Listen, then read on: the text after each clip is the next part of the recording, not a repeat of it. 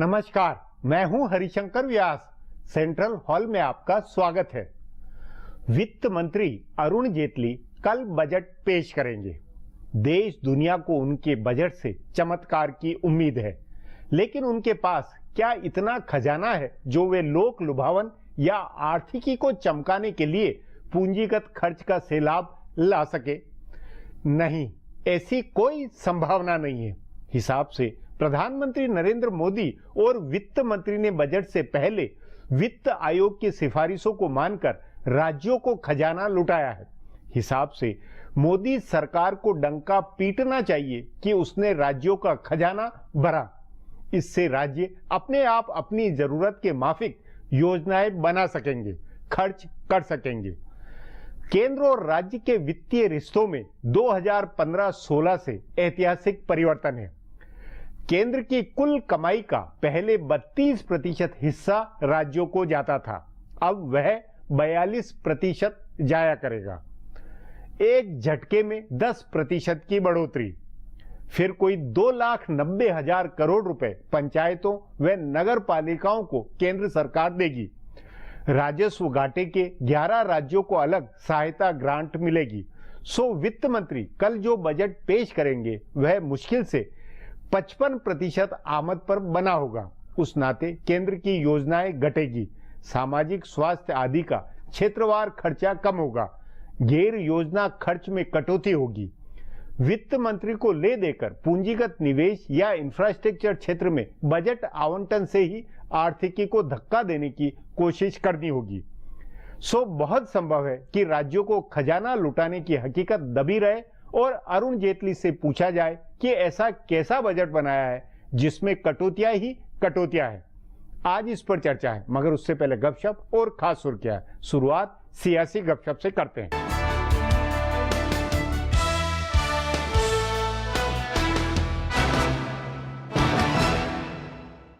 Bharatiya Janata party के संसदीय प्रबंधक चमत्कार का दावा कर रहे हैं। उनका कहना है कि सरकार सभी अध्यादेशों को कानून बनवाने में कामयाब होगी। ये भी दावा किया जा रहा है कि ऐसी पार्टियों से सरकार को समर्थन मिलेगा जिनके बारे में सोचा भी नहीं जा सकता है। सरकार की सहयोगी पार्टियां शिवसेना, अकाली दल और लोजपा भूमि अधिग्रहण कानून का विरोध कर रही हैं, लेकिन बीजेपी नेताओं को उम्मीद है कि बिल पास कराने के समय तक अकाली दल और लोजपा को मना लिया जाएगा। शिवसेना का विरोध जारी रहा तो उसके लिए दूसरे प्रबंधन किए जा रहे हैं। बीजेपी के जानकार नेताओं का कहना है कि प्रधानमंत्री नरेंद्र मोदी की वेडिंग डिप्लोमेसी का फायदा सरकार को मिलेगा। समाजवादी पार्टी किसी तरह से संसद में मदद कर सकती है, उसके सदस्य वॉकआउट कर सकते हैं। बीएसपी को भी सदन से वॉकआउट के लिए तैयार किया जा रहा है। बताया जा रहा है कि प्रधानमंत्री के बारामती दौरे का फायदा ये हुआ है कि शरद पवार सरकार की मदद कर सकते हैं। वैसे भी उनको क्रिकेट की राजनीति में सरकार की मदद चाहिए।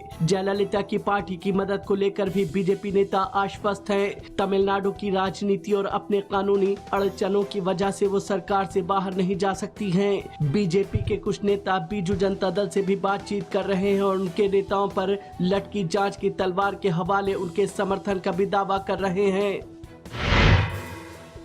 प्रादेशिक क्षत्रपों के बागी नेताओं ने उनकी नींद उड़ाई है। बिहार से लेकर पश्चिम बंगाल और उत्तर प्रदेश से लेकर तमिलनाडु, ओडिशा आदि राज्यों के कई नेता इन दिनों भाजपा के संपर्क में हैं। भाजपा उनको पार्टी में लेने की बजाय पार्टी बनाकर चुनाव लड़ने के लिए प्रोत्साहित कर रही है। यानी प्रादेशिक क्षत्रपों को नुकसान पहुँचाने के लिए भाजपा उनके बागी नेताओं का इस्तेमाल कर रही है। ममता बनर्जी से अलग होने की तैयारी कर रहे पूर्व केंद्रीय मंत्री मुकुल रॉय ने दिल्ली में भाजपा के वरिष्ठ नेता अरुण जेटली से मुलाकात की। उन्होंने पहले भी भाजपा नेताओं से भेंट की थी। कहा जा रहा है कि वो अलग पार्टी बना सकते हैं और ममता की पार्टी से और नेताओं को तोड़ सकते हैं। भाजपा पर्दे के पीछे से उनकी मदद करेगी। चुनाव से पहले या बाद में दोनों में तालमेल हो सकता है। इसी तरह बिहार से राजद के सांसद पप्पू यादव ने दिल्ली में नरेंद्र मोदी से मुलाकात की। माना जा रहा है कि वो भी राजद से अलग होने की तैयारी में है। जदयू से बागी हुए पूर्व मुख्यमंत्री जीतन राम मांझी और उनके खेमे के दूसरे नेता भी अरुण जेटली और दूसरे भाजपा नेताओं के संपर्क में है। वो भी अलग पार्टी बनाएंगे और चुनाव से पहले या बाद में भाजपा से तालमेल कर सकते हैं। कहा जा रहा है कि तमिलनाडु में करुणानिधि के बेटे एम के आलागिरी की परिवार में वापसी नहीं हुई है तो वो भी अलग पार्टी बना सकते हैं। उनके करीबी रहे पूर्व केंद्रीय मंत्री डी नेपोलियन पहले ही भाजपा में शामिल हो गए हैं। कांग्रेस उपाध्यक्ष राहुल गांधी के पार्टी अध्यक्ष बनने की चर्चाओं के साथ ही कांग्रेस में ये चर्चा भी तेज हो गई है कि किन नेताओं की छुट्टी होने वाली है। अखिल भारतीय कांग्रेस कमेटी की चर्चाओं की माने तो कांग्रेस में भी बीजेपी की तरह एक मार्गदर्शक मंडल बन सकता है। हालांकि नरेंद्र मोदी की तरह राहुल गांधी का नेतृत्व इतना मजबूत नहीं होगा कि वो मार्गदर्शक मंडल के नेताओं को काबू में रख सकें, इसलिए इस आइडिया को लेकर पार्टी में बहुत उत्साह नहीं है। बताया जा रहा है कि राहुल के अध्यक्ष बन जाने के बाद भी सोनिया गांधी सक्रिय रहेंगी। वो कांग्रेस संसदीय दल की अध्यक्ष रहेंगे और पार्टी की संरक्षक बनेंगी। जैसे जम्मू कश्मीर में मुफ्ती मोहम्मद सईद हैं, जिस तरह महबूबा मुफ्ती सारे कामकाज संभालती हैं और अहम मुद्दों पर अपने पिता से सलाह मशवरा करती हैं, वैसे ही कांग्रेस में भी राहुल रोजमर्रा के सारे काम और संगठन संभालेंगे और अहम मुद्दों पर सोनिया गांधी से सलाह करेंगे। कांग्रेस के जानकार सूत्रों का कहना है कि गठबंधन का काम सोनिया गांधी देखेंगी और दूसरी पार्टियों के नेताओं से वो बातचीत करेंगी। इस काम में पुराने नेता उनका सहयोग करेंगे। एक एंटनी जनार्दन द्विवेदी, मोतीलाल वोरा, अहमद पटेल, वीरप्पा मोइली, ऑस्कर फर्नांडिस आदि उनके साथ सलाहकार की भूमिका में रहेंगे। और भी कई नेताओं की पहचान हुई है जो रोजमर्रा के कांग्रेस संगठन के कामकाज से अलग होंगे। राहुल गांधी अपनी बिल्कुल अलग टीम बनाएंगे।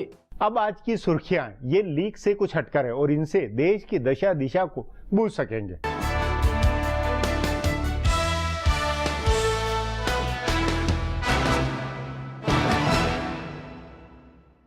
प्रधानमंत्री नरेंद्र मोदी ने कहा है कि महात्मा गांधी नरेगा कार्यक्रम कांग्रेस की सरकारों की विफलता का प्रमाण है, इसलिए वो इसे बंद नहीं करेंगे बल्कि इसका जोर शोर से ढोल पीटते रहेंगे। राष्ट्रपति के अभिभाषण पर हुई चर्चा का जवाब देते हुए मोदी ने कहा कि उनकी राजनीतिक समझ कहती है कि मनरेगा को बंद मत करो, ये कांग्रेस सरकारों की विफलता का जीता जागता उदाहरण है।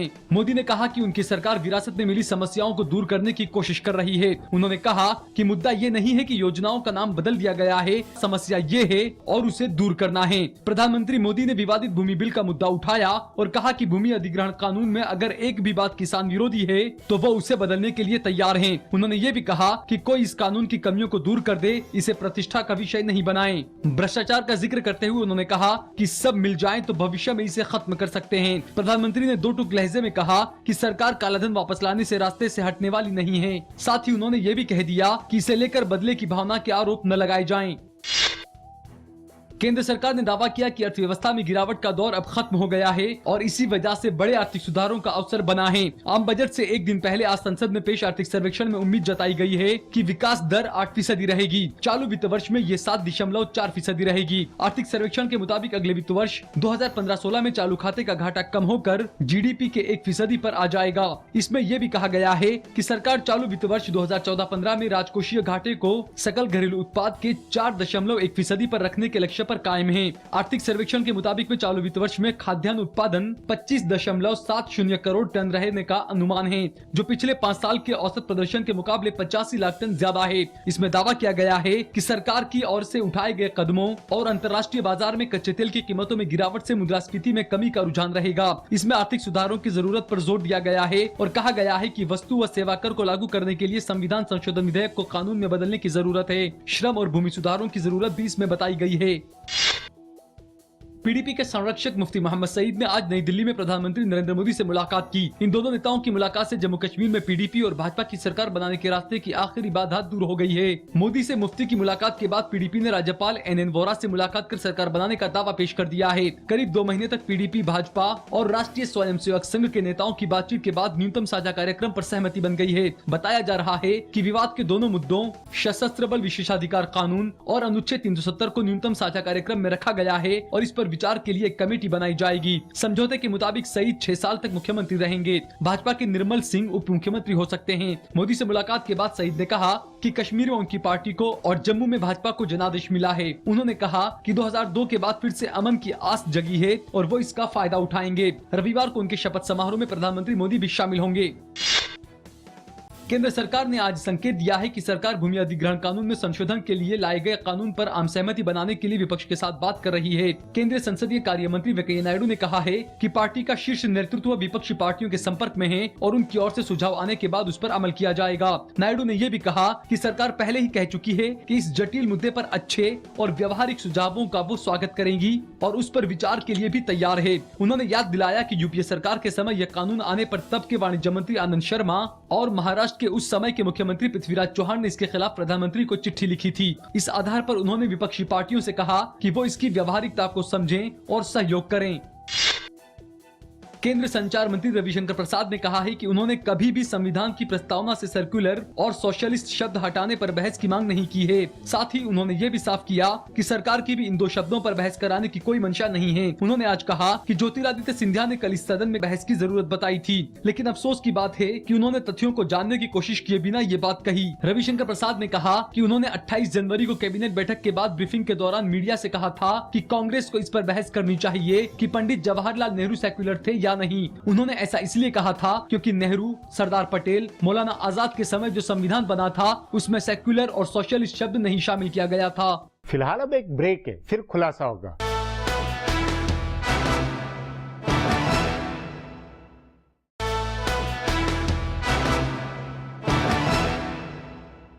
चौदहवें वित्त आयोग की रिपोर्ट को मंजूर करना मोदी सरकार का सबसे बड़ा वित्तीय आर्थिक फैसला है।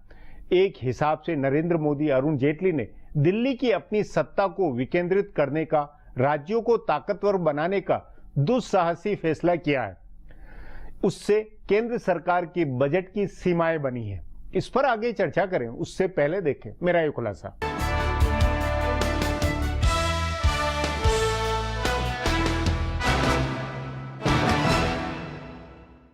केंद्रीय वित्त मंत्री अरुण जेटली के सामने पहले से ही बजट को लेकर ढेर सारी चुनौतियां थीं। उनको अपना पहला पूर्ण बजट ड्रीम प्रोजेक्ट के तौर पर पेश करना है। इसमें आम लोगों को लुभाने वाली चीजें होनी चाहिए, निवेशकों को आकर्षित करने वाले फैसले होने चाहिए, प्रधानमंत्री के मेक इन इंडिया अभियान को आगे बढ़ाने वाली नीतियां होनी चाहिए और फिर भी बजट पूरी तरह से वित्तीय अनुशासन की डोर से बंधा होना चाहिए ताकि राजकोषीय, वित्तीय और चालू खाते का घाटा न बढ़ने पाए। उनकी चुनौती इस वजह से भी बड़ी थी कि राजकोषीय घाटे का जो लक्ष्य तय था वो समय से पहले ही पूरा हो गया, यानी घाटा लक्ष्य से ज्यादा हो गया। पर अब 14वें वित्त आयोग की सिफारिशें मंजूर कर लेने के बाद उनकी चुनौती और बढ़ गई है। ये पहली बार हुआ है कि सरकार ने केंद्रीय कर में राज्यों का हिस्सा 10% बढ़ाने की सिफारिश मंजूर की है। इससे पहले हर बार 2 से 3% तक का इजाफा होता था। एक बार में 10% का इजाफा होने का मतलब है कि केंद्र सरकार ने राज्यों का खजाना भरने का फैसला किया है। तभी इस फैसले के बाद बीजेपी ने नरेंद्र मोदी को संघवाद का सच्चा समर्थक बताया और कई राज्यों ने विज्ञापन देकर प्रधानमंत्री का आभार जताया। सरकार कर से होने वाली वसूली का 42% हिस्सा राज्यों को दे देगी। इसके अलावा अलग अलग मद में कई राज्यों को अतिरिक्त फंड जाएगा। सो वित्त मंत्री के पास कुल मिलाकर 50% से थोड़ा ज्यादा राजस्व बचेगा जिसका प्रबंधन उनको करना है। तभी ये अंदाजा लगाया जा रहा है कि पूंजीगत खर्चों में कमी होगी। योजना व्यय में बहुत ज्यादा बढ़ोतरी की गुंजाइश अब नहीं है। केंद्र के लिए अच्छी बात यह है कि अधिभार से होने वाली आय में बढ़ोतरी हुई है और ये 12% तक पहुंच गया है। इसमें से राज्यों को हिस्सा नहीं देना होता है। इसके अलावा सरकार ने विनिवेश का करीब 45,000 करोड़ रुपए का पिछला लक्ष्य हासिल कर लिया है और अगले वित्तीय वर्ष में सरकार इस लक्ष्य को बढ़ा सकती है। ये पैसा भी सरकार के पास होगा। स्पेक्ट्रम की नीलामी से भी सरकार को जो आमदनी होगी उसमें भी राज्यों का हिस्सा नहीं होगा, यानी कर से होने वाली आय से अलग कुछ दूसरे स्रोत से सरकार के पास कुछ धन आएगा जिससे कुछ बेहतर करने का मौका जेटली के पास होगा। हालांकि इसमें से ही सरकार को सामाजिक विकास की बड़ी योजनाओं को फंडिंग जारी रखनी है। ये जरूरी है कि सरकार कुछ योजनाओं को फंड देना बंद करेगी और राज्यों से कहेगी कि वो अपनी जरूरत के हिसाब से योजनाएं बनाएं और उस पर अपनी स्वतंत्रता से खर्च करे। इससे केंद्र के ऊपर राज्यों की निर्भरता कम होगी। इस लिहाज से ये बड़ा कदम है।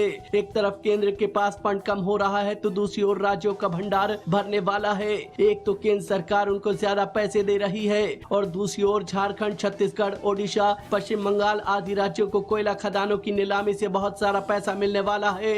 इसलिए ये राज्य स्वतंत्र रूप से अपनी योजनाएं चला सकते हैं। हालांकि बिहार के मुख्यमंत्री नीतीश कुमार ने वित्त आयोग की सिफारिशों का विरोध किया है। उन्होंने कहा है कि इस बहाने पिछड़ा क्षेत्र के रूप में मिलने वाला बिहार का अनुदान नहीं मिलेगा और राज्य के बंटवारे के समय तय हुआ विशेष अनुदान भी नहीं मिलेगा। सो बिहार को केंद्र से मिलने वाला कुल धन पहले से कम हो जाएगा।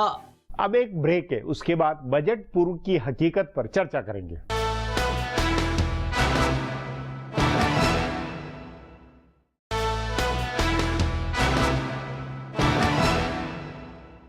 वित्त मंत्री अरुण जेटली के पास सन 2015-16 का बजट बनाने के लिए बहुत कम पैसा है, इसलिए उन्हें समग्र देश के विकास की प्राथमिकताओं के अनुसार योजनागत खर्च तय करने में दिक्कत होगी। कल के बजट से मालूम होगा कि राजस्व बंटवारे की नई व्यवस्था से केंद्रीय बजट कैसे मुश्किल वाला बना है। इस पर चर्चा के लिए आज मेरे साथ आर्थिक मामलों के जानकार आनंद प्रधान है। आनंद जी, 14वें वित्त आयोग की रिपोर्ट मानकर केंद्र सरकार ने अपने पांवों पर क्या कुल्हाड़ी नहीं मारी है? क्यों कि वित्त मंत्री अरुण जेटली के पास अब सिर्फ बजट के लिए कुल मिलाकर 51-52% ही पैसा बचेगा। 52%, 1 रुपए में से 52 पैसे का ही वो बजट बना हुआ आएगा। मुझे लगता है कि इसको दूसरे तरीके से भी देखना चाहिए कि जो राज्यों की भूमिका है और राज्यों के जो दायरे में बहुत महत्वपूर्ण क्षेत्र हैं, कृषि से लेकर के शिक्षा और स्वास्थ्य तक सभी राज्यों की जिम्मेदारियां हैं।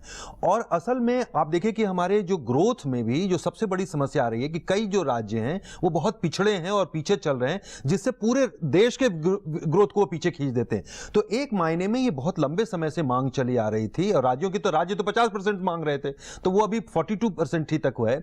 मेरा ख्याल है कि ये एक मेजर स्टेप है, लेकिन ये कहना कि केंद्र के पास अब पैसा नहीं बचेगा ये भी सच नहीं है पूरी तरह से। केंद्र के पास एक्स्ट्रा पैसा कौन कौन सा है? ये 51%, 1 रुपए में से 51 के अलावा और कौन कौन सा है? देखिए, एक तो ये जो टैक्स का जो इनकम है उस टैक्स में ये शेयर है राज्यों का, लेकिन इसके अलावा केंद्र की जो आय है, जैसे जो सरचार्ज और सेस है, वो पूरी तरह से केंद्र की आय है, वो ट्रांसफर नहीं होती है राज्यों को। दूसरी जो महत्वपूर्ण बात है कि जैसे डिसइन्वेस्टमेंट वगैरह के जैसे पैसा है ये, या जैसे मान लीजिए कि स्पेक्ट्रम सेल करके पैसा आ रहा है, तो ये तो कोल ब्लॉक की भी जो होगा नीलामी से पैसा, तो ये सारा पैसा तो एक तरह से केंद्र की आय है। इसके अलावा जो बहुत महत्वपूर्ण बात है कि केंद्र पैसा जनरेट भी कर सकता है, तो इस हिसाब से वो पैसा कैसे जनरेट कर सकता है? मतलब अगर ये अपना हिस्सा 51 के बजाय ये ज्यादा पैसा बना करके बजट बनाना चाहे तो कैसे और तरीके होंगे? नहीं, उसमें देखिए जो टैक्सेबल इनकम है, जो टैक्स है, वो टैक्स में तो उतना हिस्सा बट गया ना, वो तो प्रतिशत के हिसाब से, वो तो कुछ नहीं हो सकता, उसमें कुछ नहीं तो उसमें ये भी कहना जितना बढ़ेगा नहीं, लेकिन उसमें एक और तर्क है, जो नॉन टैक्स रेवेन्यू है, जो कि एक हिस्सा मेजर हिस्सा है, वो जो नॉन टैक्स रेवेन्यू है वो केंद्र सरकार का है। और केंद्र सरकार के पास ऐसा नहीं है कि रिसोर्सेज कम हो जाएंगे इसके, बल्कि एक तरह से जो इस फाइनेंस कमीशन की रिपोर्ट में भी और केंद्र सरकार ने भी इंडिकेट किया है कि बहुत सारी जो सेंट्रली स्पॉन्सर्ड स्कीम्स हैं उसमें केंद्र एक तरह से कुछ को फोल्ड कर रहा है, कुछ के बारे में एक बहुत महत्वपूर्ण बात ये भी समझने, उसमें 30 योजनाओं को बंद करने के लिए फाइनेंस कमीशन ने भी कहा। तो अगर अरुण जेटली अपने बजट में उन योजनाओं को खत्म करे या कम करे